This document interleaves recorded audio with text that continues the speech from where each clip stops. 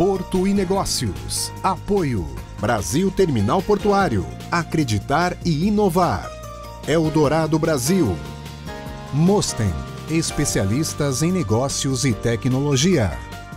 Praticagem São Paulo. Segurança, tecnologia e produtividade a serviço do Brasil. Stolthaven Terminals Brasil. Transbrasa. Aqui o futuro já é presente. E FIPS. Ferrovia Interna do Porto de Santos. Excelência sob trilhos.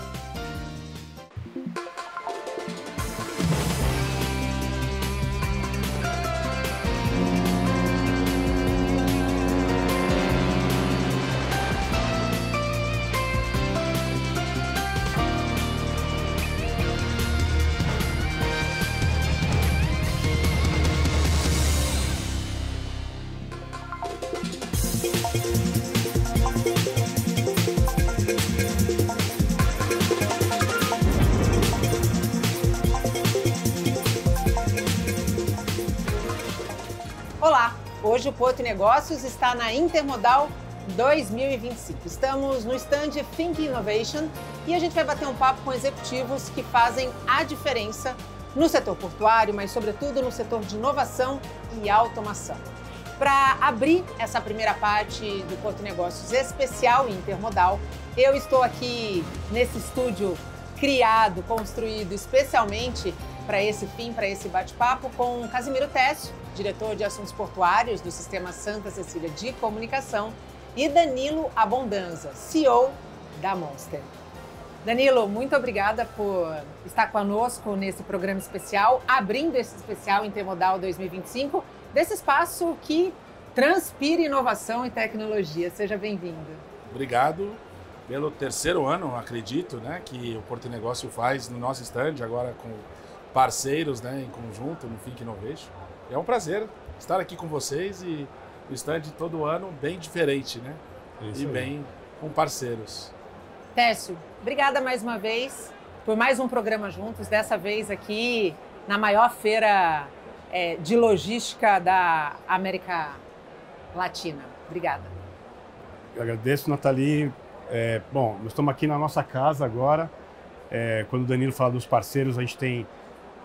criamos a ideia do conceito, né, de um hub de inovação dentro da feira, com empresas que se complementam do ponto de vista de abordagem junto ao cliente. Então, acho que a inovação está na tecnologia, a inovação está na estratégia, e quando a gente tem parceiros que trabalham oferecendo para o cliente essa solução integrada, eu acho que é o segredo do sucesso, né, Danilo?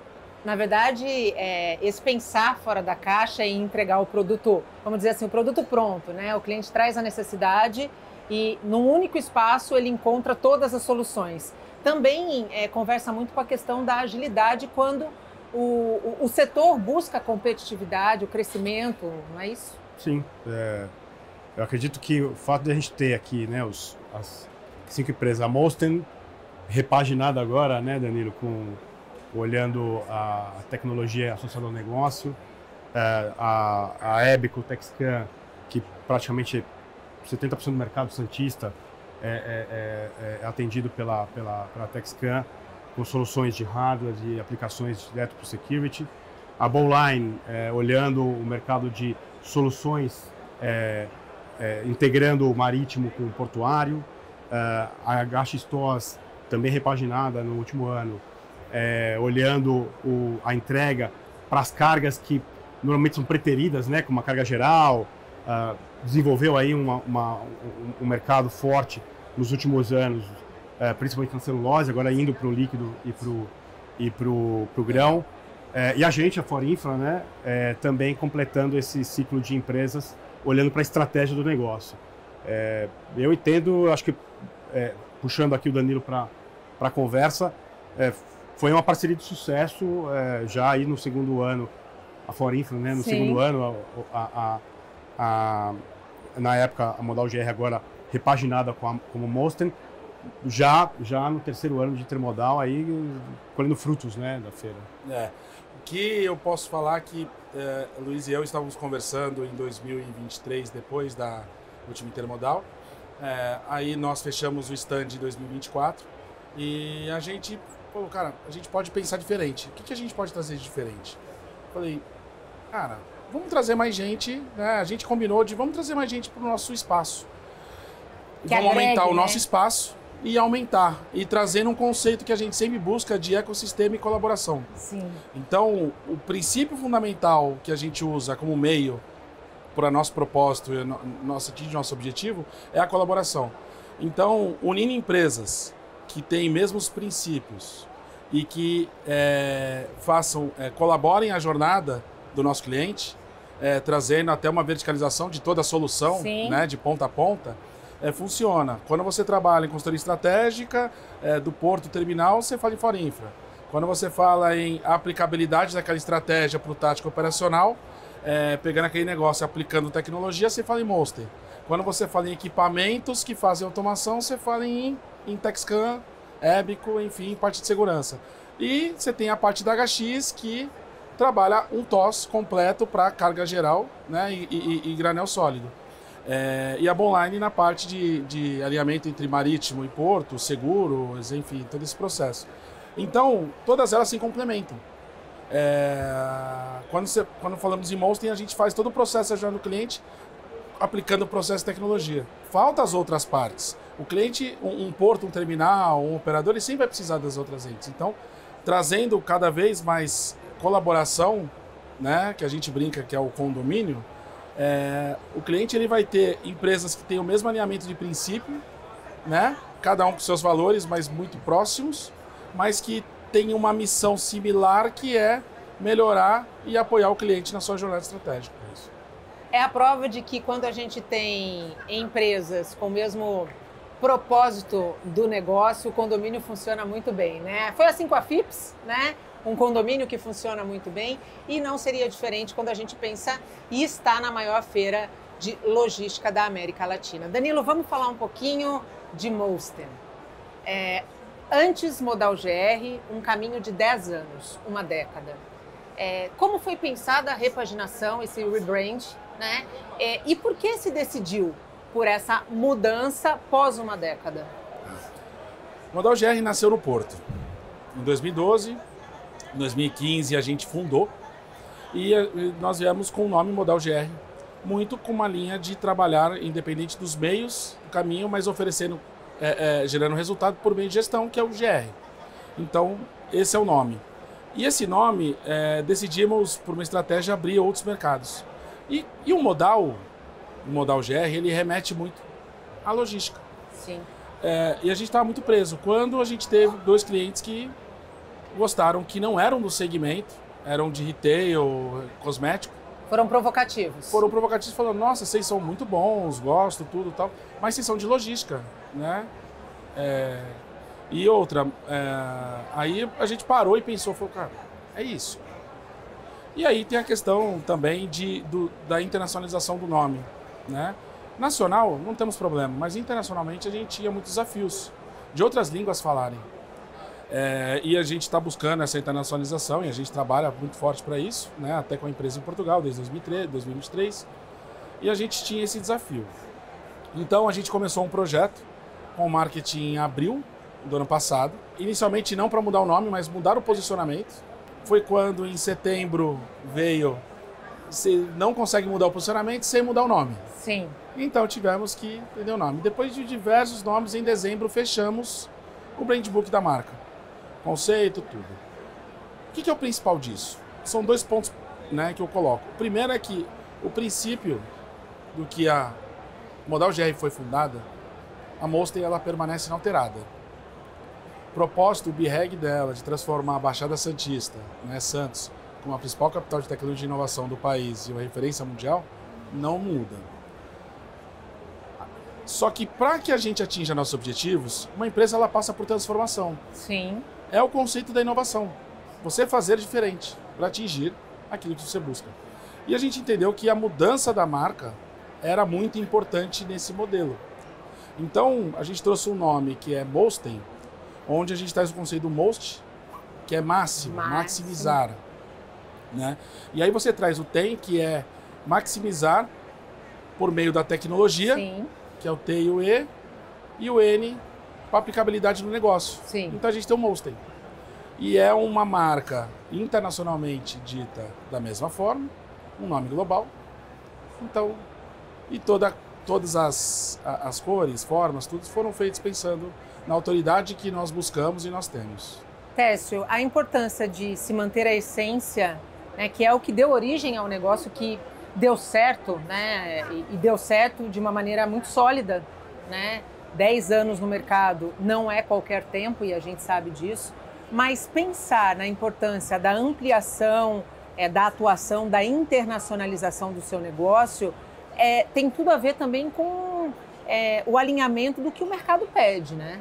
Mais do que o mercado pede, Nathalie, eu acho que assim, o Brasil tem técnica, tem estratégia, tem metodologia para vender para o resto do mundo, né?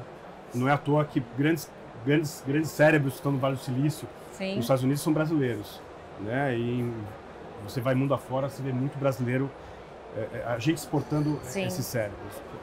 Quando o Danilo faz essa abordagem da internacionalização, e eu concordo que é um caminho certo, né? A gente também tem feito o mesmo movimento, seja participando de associações internacionais, associações americanas, enfim, atuando em mercados além do Brasil, né? Latam, Estados Unidos, África. A empresa brasileira tem esse espaço. E eu acho que se apropriar dele é justamente essa mudança de mentalidade. É deixar de ter aquele pensamento do patinho feio? Exato, exato. E nós temos a operação portuária brasileira tem muita técnica para vender para fora, né? Quando eu já falei aqui no programa, em outros programas, a gente tem uma produtividade e uma capacidade de expedição de granéis agrícolas que dá inveja a qualquer outro porto mundialmente, né? A nossa eficiência na expedição do agronegócio, ela é muito mais eficiente que a americana. Sim. Né? E na tecnologia, na estratégia, isso não muda, né? Nós damos esse exemplo também, né? Então, acredito que esse movimento que a Molsten está fazendo e outras empresas também fazem, a própria HX faz esse movimento também, a HX TOS, de olhar para os mercados além da fronteira brasileira, eu acho que é um caminho sem volta, né? O Porto é um negócio internacional. Esse evento, né, Intermodal, apesar de ser Intermodal South America, é um evento em que vem gente da Ásia. Do mundo inteiro. O stand do outro lado ali. Exatamente. Tem asiáticos. Você tem Portugal ali atravessando a rua. Exatamente. Enfim, é um evento em que o mundo inteiro se encontra para discutir e fazer negócio, né? Então, internacionalizar, no meu entendimento hoje, é um caminho sem volta. E a verticalização também, né? É um caminho sem volta. Sim. E aí a gente pode chamar duas verticalizações, né, Nathalie? A verticalização da operação, Sim, que a gente já falou no programa várias vezes aqui, mas quando existem verticalizações de soluções, como a ideia do Think Innovation aqui na Intermodal, o cliente entra aqui no nosso espaço e ele é atendido em todas as estratégias e as necessidades de negócio dentro de um terminal, ou nas necessidades do negócio dentro de uma retroárea, de um operador logístico, enfim, qualquer que seja o player do nosso mercado logístico, vai ser bem atendido aqui, né? Danilo, para a gente ir caminhando para o finalzinho da nossa entrevista, certamente em uma década houve muitos desafios que foram superados. Como você pensa a Molsten para daqui 10 anos? Pensar 10 anos, eu posso te dizer que é impossível, porque o mundo ele muda tanto que você nunca imagina o que pode acontecer. A gente sempre planeja nossos passos, né? A internacionalização é algo certo, algo que está fechado, e a gente está fazendo isso. Em maio eu estou indo para Portugal para lançar a marca lá. E a gente entende que nos próximos 2, 3 anos aí que eu consigo trazer de visão, é algo que a gente crescer, abrir praticamente 100 vagas aí nos próximos 12 meses no mercado santista, aumentando a capacidade de trabalho, formando mais de 100 jovens, 100 profissionais do mercado de tecnologia. Nova sede também, né? Nova sede vindo em dezembro para 350 pessoas, quase 7 vezes maior do que o atual escritório nosso, do lado da Praça Mauá, do centro, então do lado da prefeitura. Então é um movimento que a gente está fazendo acompanhando um crescimento de uma estratégia de evolução e autoridade e sempre pensando maior, pensando grande, para atingir o objetivo do que o mercado busca, espera e sempre estar preparado. Para vocês dois a pergunta, o que ainda é desafio que precisa ser superado pelas empresas brasileiras quando a gente fala na internacionalização, que é o caminho que a Molson está buscando? Eu acho que a primeira coisa é perder o medo, né? Dar a cara e, de fato, ir explorar novos mercados, né? Eu digo pela Forinfra mesmo, a gente fez projetos na África, fizemos projetos nos Estados Unidos, no eixo do Mississippi, e eu acho que o primeiro ponto é possível, né? A gente conhece o tema, conhece o assunto, vai entregar valor, diferencial para o cliente, e o mercado brasileiro ele é tão complexo que a gente aprende aqui, eu brinco na Forinfra que todo dia a gente tem que resolver um cubo mágico, né? O cliente vem com um cubo e você tem... E às vezes nem cubo, decaedro, hexaedro, enfim, tem todos os formatos e algoritmos distintos, né? Para você resolver o problema. E lá fora é a mesma coisa, né? Então, romper a barreira da língua, romper a barreira cultural, né? E mostrar que a gente é capaz, de fato, de entregar esses resultados, seja para qual cliente for, no mundo inteiro, né? Concorda? Concordo e eu acrescento, é muita questão cultural. Você tem a Europa, que é o velho mundo, né? Então, para você trazer uma mudança dentro do velho mundo, você precisa mostrar muito valor antes. Então, eles não estão no apetite à inovação, ao risco. Então, a mudança ela é muito lenta. Os Estados Unidos, eles têm uma característica já que tudo aquilo que é fora dos Estados Unidos não é o melhor. Uhum. Então, você tem a Ásia, que a Ásia geralmente tem alguma solução similar que eles buscam a regionalização. Então, e a África é um mundo como o Brasil, que tem diversos desafios, é um novo mundo, então que está mais suscetível a uma jornada de inovação. Então, quando você trabalha nisso, você trabalha sempre vendendo para alguém, independente de empresa, é um B2B2C. Então, o desafio é você entender para quem que você vende, entender aquela cultura e trabalhar isso. Então, para a Europa, não é fácil, é lento, demorado. Então, o processo ele não é simples, não é rápido. Isso. Né? É aquele vai devagar que eu estou com pressa. Sempre com planejamento, estratégia de 2 anos que você atinge o objetivo. Danilo, muito obrigada pela tua participação, abrindo esse Porto e Negócios especial aqui direto da Intermodal. Sucesso nesse novo momento da Molson. Eu tenho certeza absoluta que quando a gente trabalha movido por um propósito para deixar um legado, não tem como dar errado. Então, muito sucesso. Muito obrigado. Eu agradeço. Teste, você continua comigo para os próximos blocos, não é mesmo? A gente faz um rápido intervalo e volta já. Não saia daí.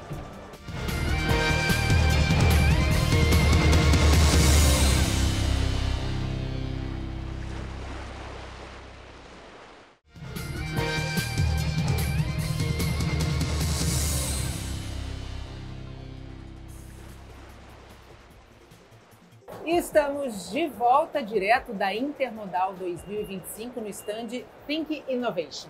Nesse bloco, segue comigo Casimiro Tessio, diretor de assuntos portuários do Sistema Santa Cecília de Comunicação, e a gente recebe Cláudio Oliveira, CEO da BTP. Cláudio, seja muito bem-vindo ao Porto e Negócios, esse especial aqui, mais uma edição direto da Intermodal.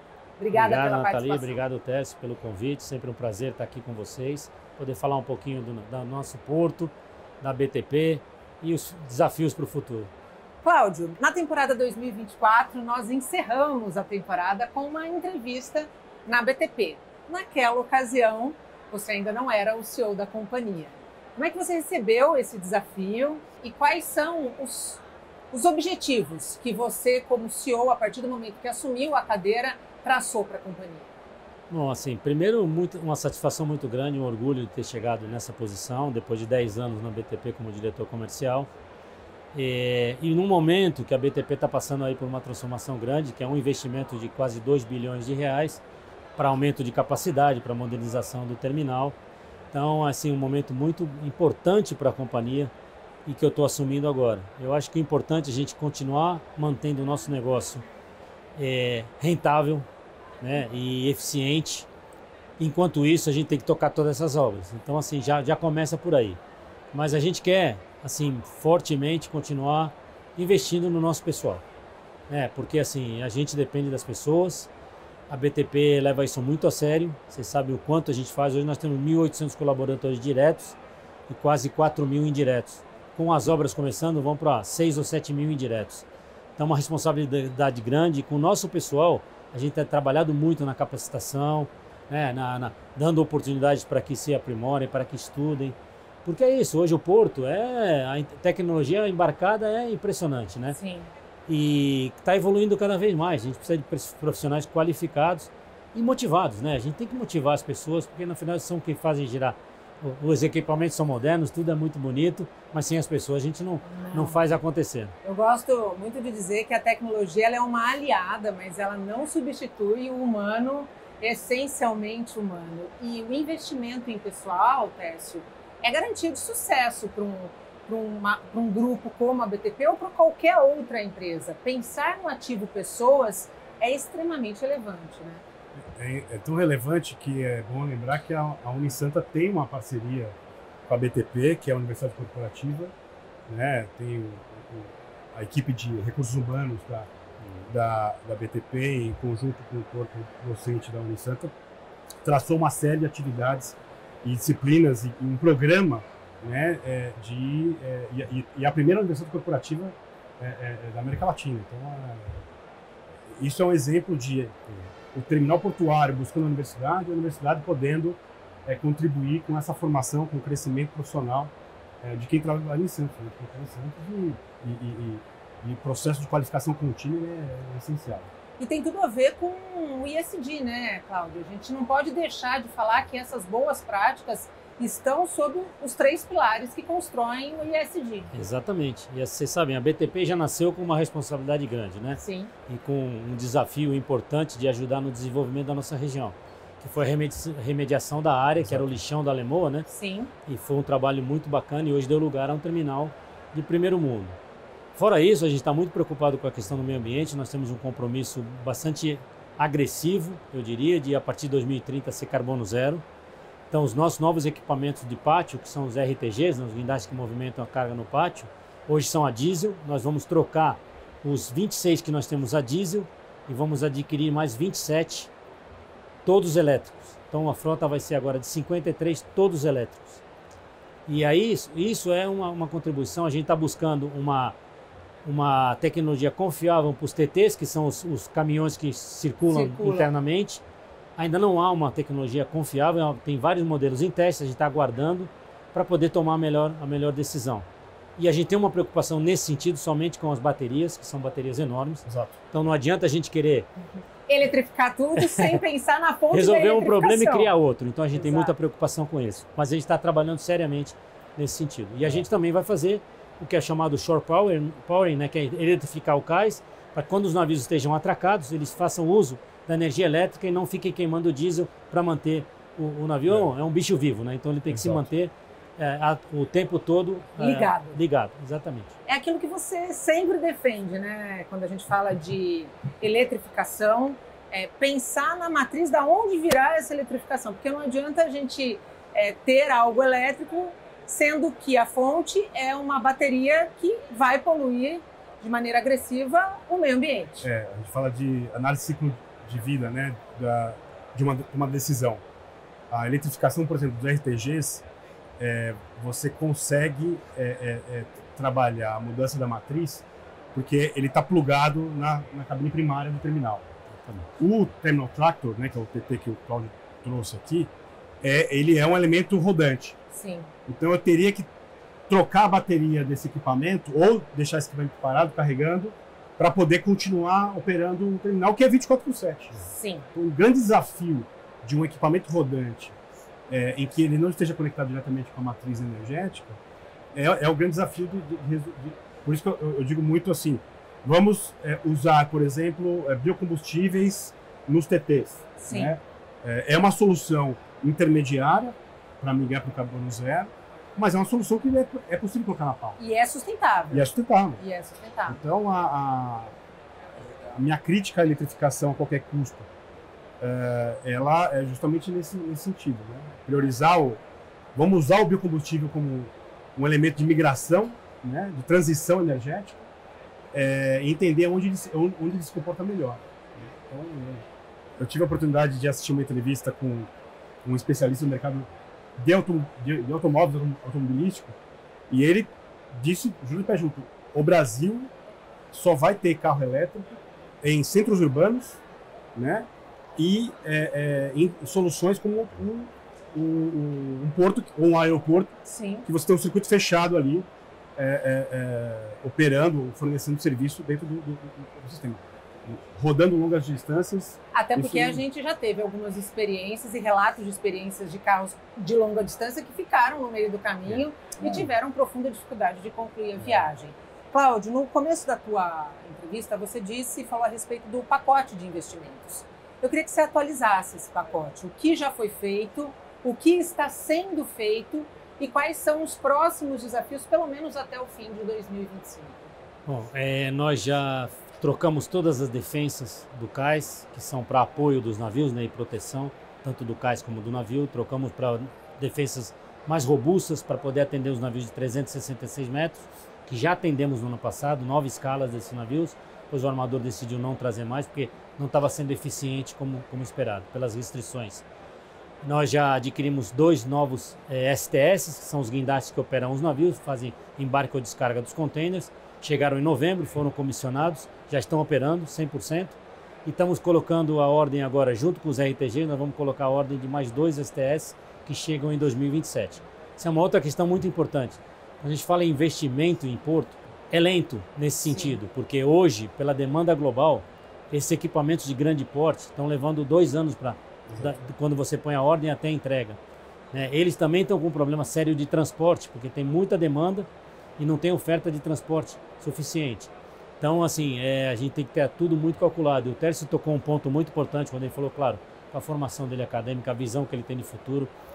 Tudo que a gente conversou são ideias que a gente tem. Sim. Mas só vão ser implementadas depois de estudos aprofundados que realmente provem que esse é o melhor caminho. Eu dei só o exemplo das baterias dos caminhões, mas tem outros, como ele falou, Shore Power, vai ser realmente, alguns já fizeram, está dando certo, é o melhor caminho.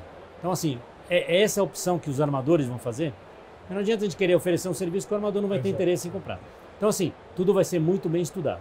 Mas voltando aos investimentos, assim, nós estamos comprando agora os RTGs, como eu falei, chegam em 2027, estamos fazendo a ordem de 53 RTGs, os 2 novos STS, como eu comentei, coloca a ordem em junho, e estamos trabalhando na automação dos gates, e para os RTGs, como o Tércio comentou, eles vão rodar sobre linhas próprias, então a gente nós vamos ter que reforçar a linha de translado dos RTGs, porque naquela região, como era um mangue, tem muita sedimentação. Sim. Então agora ali não vai poder ter mais, então nós vamos estaquear, porque é muito mais sensível, por ser elétrico no translado. Então ele está ligado, como o Tércio falou, a uma caixa de abastecimento, né? E então nós não vamos ter esse problema com os nossos RTGs, por causa de já estamos preparados, né? E agora nós estamos trocando esse ano ainda a frota de veículos internos leves, todo o pessoal de manutenção, operações que usa veículo leve, vamos trocar também por elétrico. Que também contribui, né? Isso. E aí a parte de obra civil começa forte em janeiro de 2026, que vai ser a demolição do nosso prédio administrativo, para dar mais espaço para containers. Como eu falei, a gente precisa crescer em capacidade o que a gente pode, dentro dos nossos limites, né? Então o nosso pessoal administrativo, nós adquirimos um edifício no centro da cidade, vamos transferir o administrativo para o centro da cidade e vamos construir um outro prédio na entrada do terminal, somente operacional. Só vai ficar no terminal quem realmente precisa ter interação dentro do terminal. Você tocou num ponto extremamente importante, o aumento da capacidade. Quando a gente fala de container, a gente sabe que já estamos no limite, né? E há uma grande expectativa aí para o leilão do TECON 10. A Mariana Pescatori, que representou o ministro dos Portos na abertura da Intermodal desse ano, falou que nos próximos dias a análise, que é feita pela ANTAC, deve sair. Sem TECON 10, Santos para? Eu diria que Santos já está estrangulado. Sem o TECON Santos 10, ele colapsa em 2026, talvez ainda, infelizmente, né? Os números oficiais da autoridade portuária mostraram que nós movimentamos 5,5 milhões de TEUs em 2024. A capacidade total, também divulgada pela autoridade portuária, é de 6,1 milhões. Ou seja, nós já estamos a 90% da capacidade total, o que os especialistas, o CDE, por exemplo, a premissa de que para operar saudavelmente 70, né? 70% no máximo. Nós, dentro da BTV, consideramos 75%. Mas nós já estamos acima disso há muito tempo. Já nos últimos 3 ou 4 anos, a gente operando perto dos 90%, com pico de 100%. Então, isso, o que acontece? Você perde eficiência, perde produtividade, gasta mais dinheiro para administrar ou para gerenciar toda essa situação, aumenta o risco. Então, assim, não é uma situação sustentável. O STS-10 precisa sair, ou o TECOM Santos 10, né, que é o novo nome. Precisa sair. De qualquer jeito, nós defendemos isso já há 4 ou 5 anos. Tércio acompanhou e vem acompanhando discussões. É um estudioso, já apresentou vários estudos sobre isso. Então, assim, precisa. E aí muita gente pergunta, para que a BTP quer se meter nisso e não vai concorrer?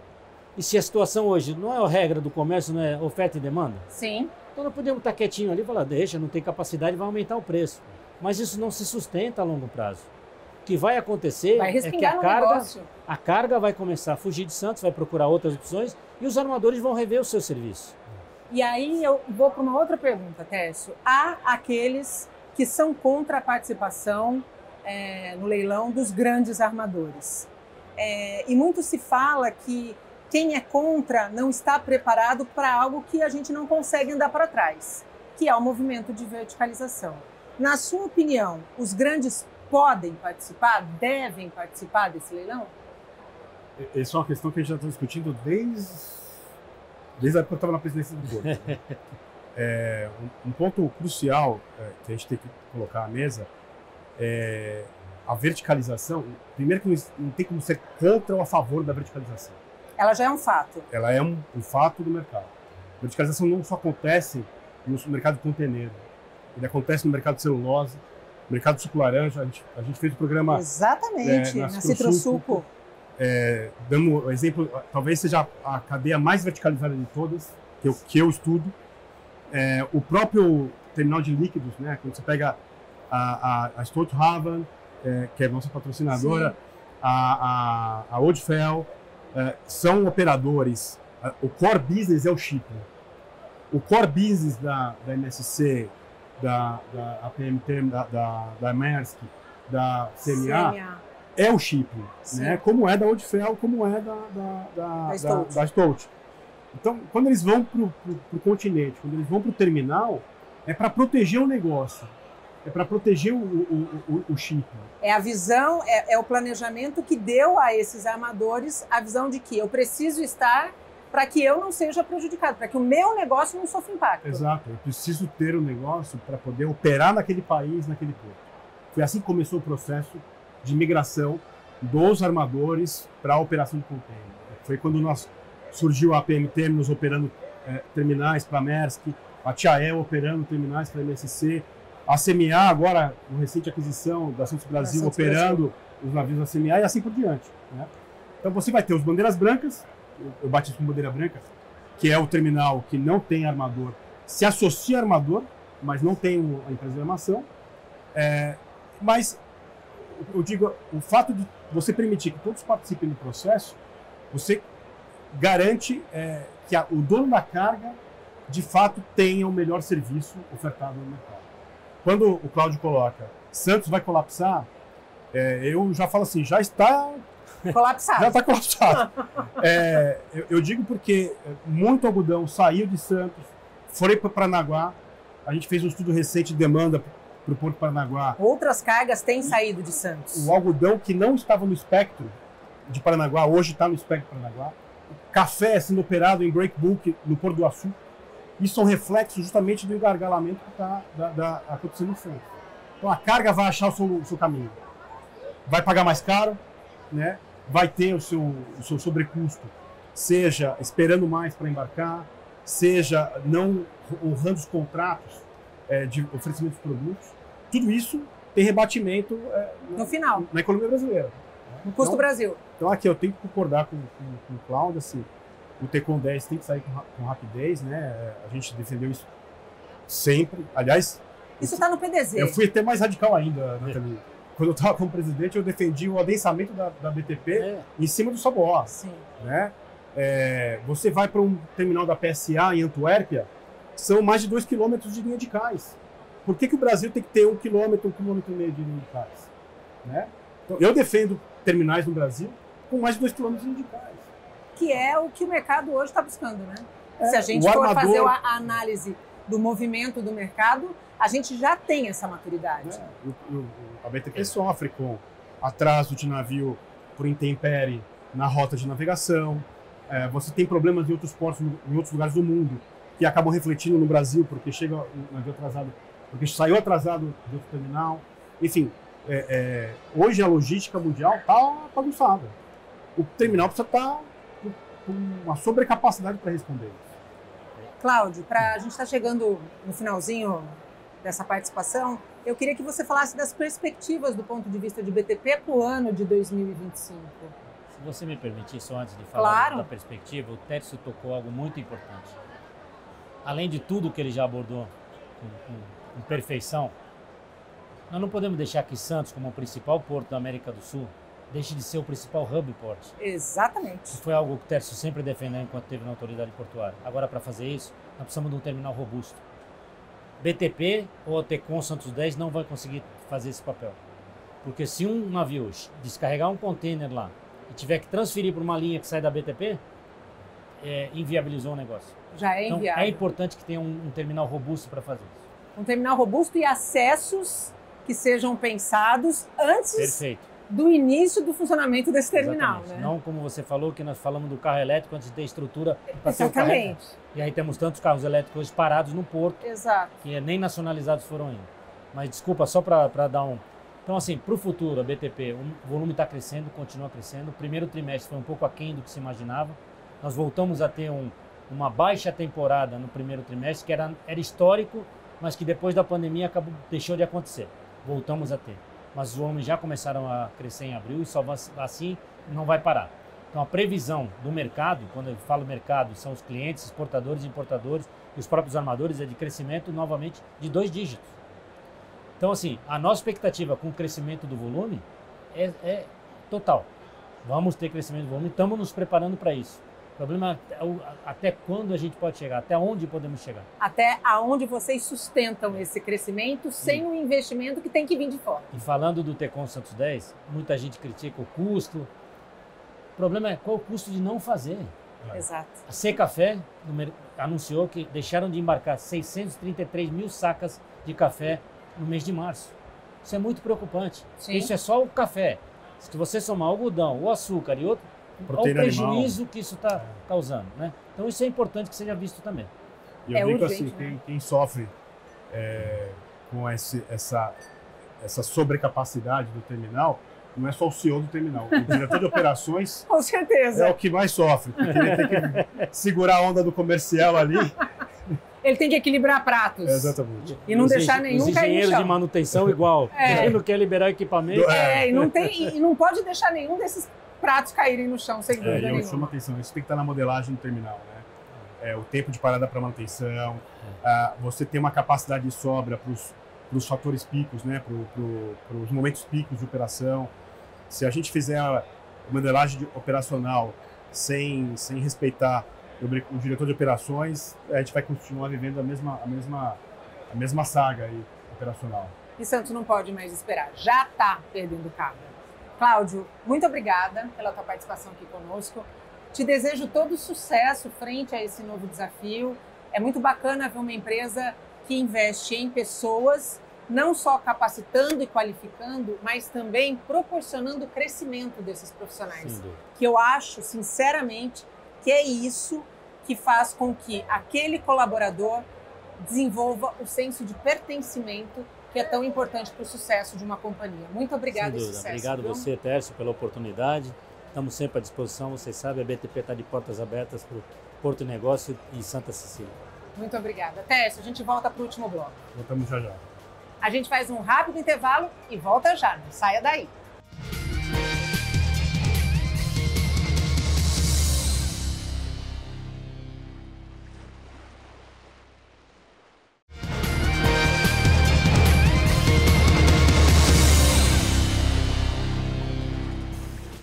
Estamos de volta e chegamos ao último bloco do Porto e Negócios, direto da Intermodal 2025, aqui no stand Think Innovation. Segue comigo nosso diretor de assuntos portuários, Casimiro Técio, e nesse bloco, para fechar esse programa especial, a gente recebe Ricardo Molitsas, diretor executivo do Sopesp. Ricardo, seja bem-vindo. Fazia tempo que você não participava do Porto e Negócios, Fazia tempo, né? mas acompanho toda semana o programa de vocês. É um não prazer tem como não tê-lo, acompanhar. É um prazer tê-lo conosco. Obrigado, Nathalie. Obrigado, Tércio. Prazer estar com vocês aqui mais uma vez. Ricardo, como o Sopesp está projetando 2025 frente à questão da possibilidade do leilão do Tecom 10, frente ao avanço do que diz respeito à terceira via Planalto Baixada, frente à concessão do canal que deve acontecer pós o processo de Paranaguá, que deve estar aí já para sair. Como é que está a perspectiva de ação do Sopesp frente a esse cenário? Nathalie, na verdade, são temas que a gente trata já há muito tempo, né? É a questão dos acessos, a questão do canal do Porto de Santos, né? De olhar para o canal e saber qual é a capacidade que ele tem, ou hoje, né, a falta de água, como a gente costuma dizer, que limita a gente muito. Então, são temas que a gente já vem tratando há alguns anos, né? Que é a terceira via da Imigrantes, que na minha visão é muito bem recebida, mas chega com um atraso enorme. Sim. Né? Ela chega com um atraso enorme, porque eu até acho que daqui 7, 8 anos, a partir do momento que a gente tem ela funcionando, ela já vai estar tomada. Ou seja, não vai ter uma folga, vamos dizer. Então, a gente tem defendido que já agora se inicie a próxima. Que a gente já consiga negociar e entender quais são as alternativas que a gente tem. Porque, assim, eu não vejo o Porto de Santos parando de crescer. Sim. A não ser que a gente chegue numa limitação por falta de infraestrutura. Sim. E a gente não está longe disso, de limitar o porto, o crescimento do porto, pela falta da infraestrutura. Então, nós temos obras importantíssimas, que são as obras das perimetrais, que estão dentro do planejamento da autoridade portuária. O próprio túnel, né, que se discute muito, essa ligação seca, que na minha visão não serve para carga, ela vai servir para mobilidade urbana. Mobilidade urbana. Né? Não para carga, porque a carga hoje, se você olhar o movimento da carga, ela já vem direcionado para as margens onde ela vai se colocar. Né? Ela não vai vir para um ponto, por exemplo, imagina, uma carga que desça de São Paulo, passe pela Cônego, venha para dentro da cidade de Santos para atravessar por túnel. Não vai acontecer. Não vai, ela vai seguir acontecer. Uma linha contínua, então, mais lógica. Eu até acho que vai beneficiar cargas que não são portuárias, cargas de distribuição de supermercado, loja, isso sem dúvida vai ter um benefício, né? Porque quando a gente fala em carga é amplo, né? Sim. Não é só a carga do porto. Mas para efeito do porto, eu não acredito que o túnel seja uma solução. Eu acho que a solução é, com o túnel, você tira uma série de transportes da rodovia para trafegar nesse túnel e você acaba tendo capacidade para fazer pela rodovia a carga para o porto, para mais esquerda. Diminui o conflito porto-cidade? Diminui muito, né? Diminui muito esse conflito, principalmente na rodovia, né? Sim. Na rodovia que liga. Então, assim, na época de safra, por exemplo, ele tem problemas enormes ali, né? De congestionamento e por conta de, por exemplo, passagem de nível do trem. Na hora que o trem passa, para onde a carga chega nos pátios reguladores, para tudo. Para tudo. Enquanto o trem. Então a gente precisa tratar também desse descruzamento da ferrovia com a rodovia. Então, assim, são obras que estão aí no pipeline, estão em discussão, estão para acontecer, mas eu tenho uma preocupação. Eu entendo que essas obras, nós precisamos trabalhar muito para que elas comecem no primeiro semestre de 2026. E 2026 é um ano eleitoral. Sim. E se as coisas não acontecerem, né, essas obras não iniciarem, no primeiro semestre de 2026... A gente corre um grande risco delas voltarem para dentro da gaveta. Não, a gente corre o risco de elas não começarem. Sim. A gente corre o risco de uma mudança de governo. Sim. De uma mudança de postura. Né? A gente viu isso há quase 3 anos atrás. Sim. Né? Essa mudança. Por quê?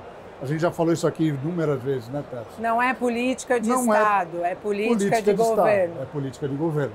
E a hora que você tem isso, causa essa preocupação de que as coisas efetivamente não vão à frente. Então eu espero, sinceramente, tenho trabalhado, tenho procurado ajudar, né, naquilo que cabe ao Sopesp, de que essas obras efetivamente saiam do papel esse ano, final desse ano, início do ano que vem, porque aí a obra caminhando já é outro cenário, né? As obras já estão com... E é muito mais difícil separar uma obra. Sem dúvida. Né? Como é que separa uma obra de um túnel no meio? No meio. Não vai parar. Ainda mais um túnel submerso. Ela vai seguir, né? Então eu acho assim, é um cenário difícil que a gente tem hoje, de falta de infraestrutura. A gente tem temas importantes que estão encaminhados e que nós precisamos fazer acontecer, né? E aí nós precisamos governo federal, são as entidades, são as empresas, de fazer essa força no mesmo sentido para que a gente consiga seguir em frente. Técio, essa semana o ministro dos Portos e o governador do estado estão no roadshow na Europa em busca de investidores para obras, entre elas a obra da ligação seca do túnel imerso entre Santos e Guarujá. Quando a gente fala dessa questão da política de Estado e da política de governo, você acredita que a obra do túnel tenha feito com que as vaidades tenham sido deixadas de lado e, de fato, esteja se pensando numa saída para a mobilidade urbana, para a relação porto-cidade, numa forma de, não quem é o pai da criança ou quem vai ser o pai da criança, mas numa forma de estamos deixando um legado efetivo que vai contribuir com aquela região, com aquela sociedade? Eu acho que, primeiro, o que forçou esse casamento aí entre o governo federal e o governo do estado é, de fato, o tamanho do projeto, né? E a financiabilidade do projeto. Então, é uma parceria público-privada em que o governo copatrocina a obra e o construtor opera esse túnel durante 30, 35 anos de contrato. Só que, para você iniciar o projeto, nós estamos falando aí rompendo a casa dos 5 bi de investimento, né? E, obviamente, nem a autoridade portuária, nem o governo do estado de São Paulo tem esse recurso sozinho. Sim. Então, forçosamente sentaram-se à mesa para compor, né? E, finalmente, compuseram, né? E o modelo sempre foi esse, né? Você trabalha de forma entre os entes federativos para poder viabilizar o projeto.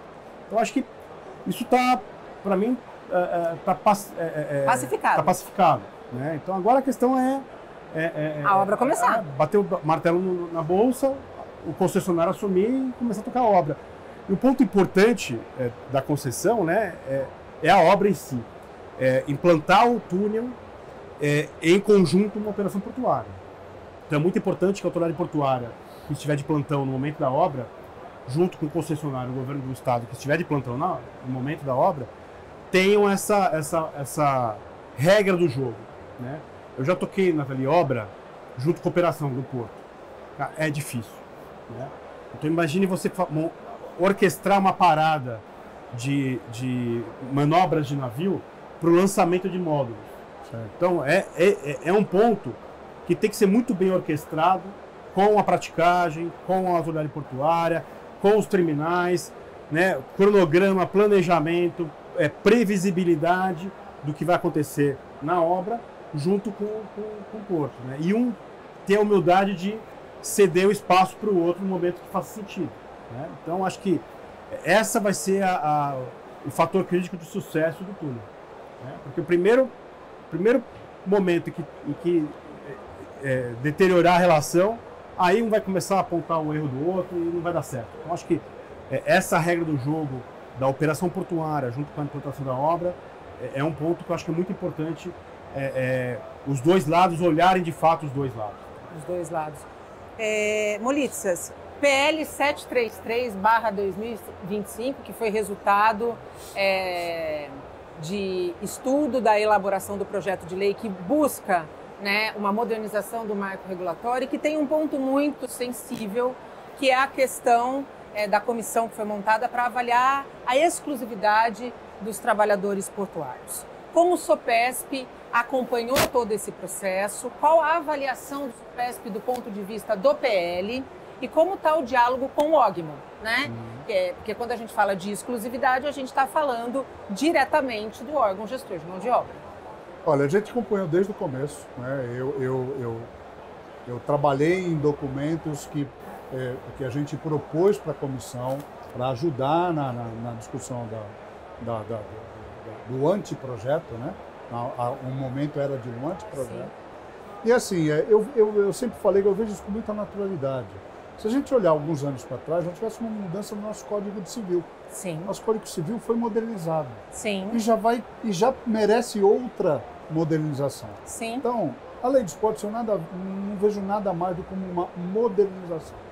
A operação portuária se modernizou, sim, chegou muita tecnologia, vai continuar chegando, porque não tem como não chegar, porque isso mantém a nossa competitividade, né, enquanto nação, enquanto porto, enquanto entidades portuárias. A gente precisa disso e a gente precisa desenvolver, a gente precisa olhar para o futuro. E na hora que você olha isso, você precisa modernizar a legislação que regula tudo isso, né? Então eu vejo com muita naturalidade essa discussão, né? O OGMO, ele cuida da mão de obra. Sim. E o OGMO hoje, na minha visão, embora hoje ele trabalhe com a questão da exclusividade, a exclusividade ou não, ela não influi no OGMO. Porque o OGMO deve continuar, pelo menos está previsto na lei, sim, cuidando dos trabalhadores portuários avulsos, sejam exclusivos ou não. Né? Então, tem aqui uma continuidade de um trabalho que é muito bem feito no Brasil inteiro pelos órgãos, né? E você continua, essa discussão, exclusividade ou não, ela não vai afetar o órgão. Outras discussões que tem na lei talvez afetem um pouco, mas não essa especificamente. Agora, nós somos a favor da quebra da exclusividade, né? Eu acho que a exclusividade não garante nada para ninguém. E vou dar um exemplo para você. Nos últimos 2 anos, nós fechamos 4 convenções coletivas e colocamos mais quase 1.000 trabalhadores dentro do sistema. Entendeu? Isso independe da exclusividade. A gente precisa seguir em frente. E oxigenar esse sistema também, exatamente, né, Ricardo? Né? Então a gente precisa seguir em frente. Agora, a exclusividade, eu acho que ela teve o seu papel, né? E que eu acho que não cabe mais, né, no dia de hoje. Mas vai ser uma discussão extensa, politizada, né? Partidarizada. Como normalmente né? Como foi uma discussão extensa as nossas convenções coletivas. Sim. Porque convenção coletiva nós levamos 2 anos discutindo, mas que chegamos num bom termo. Então eu acho que se todo mundo tiver imbuído do mesmo propósito, do mesmo objetivo de modernizar, né, o sistema portuário, eu acho que a gente vai arrumar solução para todas essas questões que a gente tem pela frente. E esse PL não pode demorar para ser apreciado, né, Técio? Então, não dá, né? Essa semana foi montada a comissão para discutir o PL. Então, acho que pela importância que a Câmara dos Deputados deve estar dando, eu acredito que a discussão vai ser boa. Óbvio, como o Ulisses colocou, vai ter uma partidarização, uma politização, né, da discussão da mão de obra. A gente já fizemos 3 programas específicos sobre a questão, sim, da mão de obra aqui no Porto Negócios, no ano passado, na última temporada. Então, acho que agora o debate está na Casa Legislativa e a gente sabe o rito que é, né? Eu só espero que os deputados entendam que o documento foi criado a partir de juristas, né, de sim, advogados, desembargadores, que entendem do porto, que conhecem o setor, que fizeram uma releitura do que a gente tem hoje de marco regulatório, né, e que, consultando o mercado, consultando as associações, né, os técnicos, né, do mercado vão... E as melhores práticas, né? Exato. Né, e de fato, como o Maurício colocou, modernizar o marco regulatório. Isso não é alterar a regra do jogo, porque se você for olhar a lei atual para o que foi proposto, o que tem de fato é modernização. Né? Do ponto de vista de concorrência, regra do jogo, pelo contrário, você segurança jurídica. Você diminui as assimetrias que tem hoje no nosso mercado. E traz mais segurança jurídica. Exato.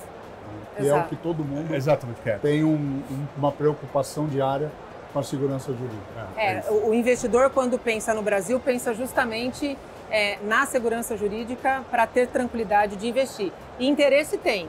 O que a gente precisa é garantir que a regra não mude aos 45 do segundo tempo. Molitsas, muito obrigada pela tua participação, que tenha sido a primeira de 2025 de muitas, viu? Obrigado, Nathalie. Obrigado, Tércio. Esse é um prazer muito grande estar com vocês nesse programa aqui. E me dá bastante satisfação de estar aqui discutindo os temas nossos aqui com vocês. Para nós também. Tércio, mais uma vez, obrigada pela parceria, viu? Obrigado. E agora, rodar a feira, hein? Agora vamos rodar a feira e vamos trazer um pouquinho das imagens do que foi a Intermodal 2025 para você. A gente volta a se encontrar em programa inédito na próxima quinta-feira. Eu espero você. Até lá. Tchau.